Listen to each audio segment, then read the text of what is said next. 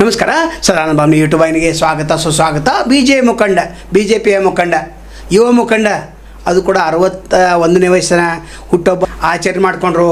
ಎಲ್ಲಿ ಅಂತಂದರೆ ಕರೋಶಿಯ ಗ್ರಾಮೀಣ ವಿದ್ಯುತ್ ಕೃಷಿ ಸಹಕಾರ ಸಂಘದ ಸಭಾಭವನದಲ್ಲಿ ದೊಡ್ಡ ಪ್ರಮಾಣದಲ್ಲಿ ಆಯಿತು. ಎಲ್ಲ ಶ್ರೀಗಳಲ್ಲಿ ಹಾಜರಿದ್ದರು, ಗುಣಗಾನ ಮಾಡಿದರು. ಯಾಕಂತಂದ್ರೆ ಅಧಿಕಾರ ಇರಲಿ ಬೇಕಾದ ಬಿಡಲಿ, ಇವರೇನು ಮಹೇಶ್ ಭಾತೆ ಅವರ ಕರೋಶಿ ಅವರು, ಆದರೆ ಇಡೀ ಚಿಕ್ಕೋಡಿ ಜಡ್ಪಿ ಒಮ್ಮೆ ಕರೋಶಿ ಜಡ್ಪಿ ಸದಸ್ಯರು ಕೂಡ ಆಗಿದ್ದರು. ಸದಸ್ಯ ಅಲ್ಲದೇ ಇದ್ದಾಗ ಕೂಡ ಸಮಸ್ಯೆ, ಇವ್ರ ಮನೆತನ ಸಮಸ್ಯೆ ಬಂದಿದೆ. ಇಂಥವ್ರು ಬೆಳಿಬೇಕು. BJP ಸರ್ಕಾರ ಬಂದಾಗ ಏನೋ ಒಂದು ಸಣ್ಣ ಖಾತೆಯನ್ನು ಕೊಟ್ಟಿದ್ದರು, KBದು ದೊಡ್ಡ ನಿಗಮ ಮಂಡಳದ ಅಧ್ಯಕ್ಷ ಸ್ಥಾನವನ್ನು ಕೊಡಬೇಕಾಗಿತ್ತು ಯಡಿಯೂರಪ್ಪನವರು, ತಪ್ಪಿಸಿರು. ಆ ಭಾಗದಲ್ಲಿ ವಿಶೇಷ ನಿಷ್ಠಾವಂತಿಂದ BJP ಕಾರ್ಯಕರ್ತ ದುಡಿತಾ ಇದ್ದಾರೆ. ಅವರು 61ನೇ ಹುಟ್ಟುಹಬ್ಬಕ್ಕೆ ಎಲ್ಲರೂ ಗುಣಗಾನ ಮಾಡಿದರು. ಆದರೆ ಇದ್ದ ವಿಷಯವನ್ನು ಇದ್ದಾಗೆ ಹೇಳಿಬಿಟ್ರು. ಯಾರೇ ಬರಲಿ, ಬಡವ ಬರಲಿ, ಶ್ರೀಮಂತ ಬರಲಿ, ಯಾವುದೇ ಸಹಾಯ ಅವ್ರ ಕಡೆಯಿಂದ ಆಗದೆ ಹೋದರೂ ಕೂಡ ಕೇಂದ್ರ ಸರ್ಕಾರದ ಗಮನಕ್ಕೆ ತರ್ತಾರೆ, ರಾಜ್ಯ ಸರ್ಕಾರದ ಮುಖಂಡರ ಗಮನಕ್ಕೆ ತರ್ತಾರೆ.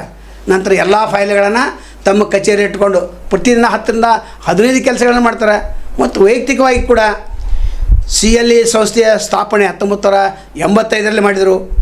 ಗ್ರಾಮೀಣ ಭಾಗದ ಮಕ್ಕಳಿಗೆ ಉನ್ನತ ಶಿಕ್ಷಣದ ದ್ವಾರಗಳನ್ನು ತೆರೆಯಲು 1985ರ ಅವಧಿಯಲ್ಲಿ ಚಿಕ್ಕೋಡಿ ಪಟ್ಟಣದ CLE ಸಂಸ್ಥೆಯ ಸ್ಥಾಪನೆಗೆ ಶ್ರಮಿಸಿದವರು. ನಂತರ VS ಖಾತೆ ಕನ್ನಡ ಪ್ರಾಥಮಿಕ ಶಾಲೆ 1995ರಲ್ಲಿ ಅಲ್ಲಿ ಸ್ಥಾಪನೆ ಮಾಡಿದ ಗುಣಮಟ್ಟದ ಶಿಕ್ಷಣವನ್ನು ಇಲ್ಲಿ ಕಲಿಸ್ತಾ ಇದ್ದಾರೆ. ಶಿಕ್ಷಣದೊಂದಿಗೆ ಆಶ್ರಯ. ನಾಗರಮುನ್ನೋಳಿ ಹೋಬಳಿ ವ್ಯಾಪ್ತಿಯ ಬಡ ವಿದ್ಯಾರ್ಥಿಗಳು ಉನ್ನತ ಸಂಖ್ಯೆ ಅರಸಿ ಬಂದಾಗ KLE ಹಾಗೂ CLE ಸಂಸ್ಥೆಗಳು ಹಾಗೂ ಸರ್ಕಾರಿ ಶಾಲೆ ಕಾಲೇಜುಗಳಿಗೆ ಪ್ರವೇಶಾತಿ ಜೊತೆಗೆ ಉಚಿತ ವಸತಿ ನಿಲಯಗಳ ವ್ಯವಸ್ಥೆಯನ್ನು ಕಲ್ಪಿಸಿದ್ದಾರೆ. ಹೀಗೆ ಹೇಳಲಿಕ್ಕೆ ಹೋದರೆ ದೊಡ್ಡ ಒಂದು ಇತಿಹಾಸ ಆಗ್ತಿತ್ತು. ಮತ್ತು ಹಿರಿಯರ ಮಾರ್ಗದರ್ಶನ, ಕೇಂದ್ರ ಸರ್ಕಾರದ ಯೋಜನೆಗಳಾಗಲಿ, ರಾಜ್ಯ ಸರ್ಕಾರದ ಯೋಜನೆಗಳಾಗಲಿ, ಇವ್ರು ಹೇಳಿದ ತಕ್ಷಣ ಆ ಭಾಗದಲ್ಲಿ ಸಭೆ ಸಮಾರಂಭಗಳು ಮಾಡ್ತಾರೆ. ಎಷ್ಟೋ MLAಗಳನ್ನು ಇವರು ಬೆಳೆಸಿದ್ದಾರೆ, ಎಷ್ಟೋ MLCಗಳಿಗೆ ಇವರು ನೆರವಾಗಿದ್ದಾರೆ. ಆದರೆ ಇವ್ರ ಕಡೆ ಗಮನ ಕೊಡೋರು ಯಾರು? ಗಮನ ಕೊಡಬೇಕಾಗ್ತದೆ. BJP ಮುಖಂಡು ತಾವು ಬೆಳೀತಾ ಇದ್ದಾರೆ. ಈ 2ನೇ ಹಂತ ನಾಯಕನಿಗೆ MLC ಸ್ಥಾನ ಕಳೆ ಸಲನ ಕೊಡಬೇಕಾಗಿತ್ತು. ಈಗ ಮನೆ ಆದಂಥ ಒಂದು ಹೊತ್ತಿನಲ್ಲಿ ಇವರಿಗೆ ಕೊಡಬೇಕಾಗಿತ್ತು. ಅಂದರೆ ಕಾರ್ಯಕರ್ತೆ ಕೊಟ್ಟಂಗೆ ಆಗ್ತಿತ್ತು, ಪಕ್ಷಕ್ಕೂ ಒಂದು ದೊಡ್ಡ ಸಂತೋಷ ಆಗ್ತಿತ್ತು. ಮತ್ತು ಪಕ್ಷ ವಿರೋಧಿ ಚಟುವಟಿಕೆ ಎಂದೂ ಇವರು ಮಾಡಿಲ್ಲ. ಇವರು ಹುಟ್ಟುಹಬ್ಬದ ದಿನ ಬಡವರು ಎಲ್ಲರೂ ಬಂದಿದ್ದರು. ಶ್ರೀಗಳು 7-8 ಶ್ರೀಗಳು, ಚಿಂಚನೆ ಅಲ್ಲಂಬಬ್ಬು ಸಿದ್ಧ ಸಂಸ್ಥಾನ ಮಠದ ಶಿವಪ್ರಸಾದ ದೇವರು ಅವರು ಮಾತಾಡಿದರು. ಏನು ಮಾತಾಡೋದು? ಕಷ್ಟ ಕಾಲದಲ್ಲಿ ಇವರು ಎಲ್ಲರಿಗೆ ನೆರವಾಗ್ತಾರಂತ.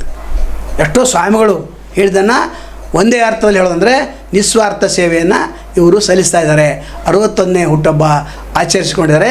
ಇವರು 100 ವರ್ಷ ಬಾಳಲಿ ಅಂತೇಳಿ ಶ್ರೀಗಳು ಹಾರೈಸ್ತಾರೆ, ನಾವು ಕೂಡ ಹಾರೈಸ್ತೇವೆ. ಯಾಕಂದ್ರೆ ನಮ್ಮ ಪರಮ ಶಿಷ್ಯ ಇವರು. ಆದರೆ ಇವರು BJPಯಲ್ಲಿ ಇರೋದ್ರಿಂದ ನಾವು ಅವನ್ನ ಎಷ್ಟು ದೂರ ಇಡಬೇಕು ಅಷ್ಟು ದೂರ ಇಟ್ಟಿದೆ. ಆದರೂ ಕೂಡ ಇವರ ಸೇವೆಯನ್ನು ಆ ಭಾಗ ಜನ ಮೆಚ್ಕೋತಾ ಇದ್ದಾರೆ. ನಾವು ಕೂಡ ಶುಭವನ್ನು ಕೋರ್ತೇವೆ. ನಾಳೆ ಮತ್ತು ತಮ್ಮನ್ನು ಭೇಟಿಯಾಗ್ತೇವೆ. ಅಲ್ಲಿವರೆಗೆ ಎಲ್ಲಿ ಶುಭವಾಗಲಿ. ನಮಸ್ಕಾರ. ಸಮಾಜ ಸೇವೆಗೆ ಸಂಸಾರದ ಸಾಥ್ ಅಂದರೆ ಇವರ ಕುಟುಂಬದವರು ಕೂಡ ಸಾಥ್ ನೀಡಿದ್ದಾರೆ. ತಂದೆ ತಾಯಿ ಹಾಗೂ ಕೋಟೆವಾಲೆ ಮನೆತನದ ಆಶೀರ್ವಾದದೊಂದಿಗೆ ಇವರ ಶ್ರೇಯಸ್ಸಿನ ಹಿಂದೆ ಇಡೀ ಕುಟುಂಬದ ಬೆಂಬಲವಿದೆ. ಶ್ರೀಮತಿ ಗೀತಾ ಮಹೇಶ್ ಭಾತೆ ಪತಿಯ ಎಲ್ಲ ಸೇವಾ ಕಾರ್ಯಗಳಲ್ಲಿ ಸಕ್ರಿಯವಾಗಿ ಬೆಂಬಲಿಸಿದ್ದಾರೆ. ನೋಡಿ, ಇವರು ಇಲ್ದಾಗ ಇವರು ಕೂಡ ಕರೆದು ಮಾತಾಡ್ತಾರೆ, ಫೈಲ್ ತೆಗೆದುಕೊಳ್ತಾರೆ, ಫೋನ್ ಹಚ್ಚಿಕೊಡ್ತಾರೆ.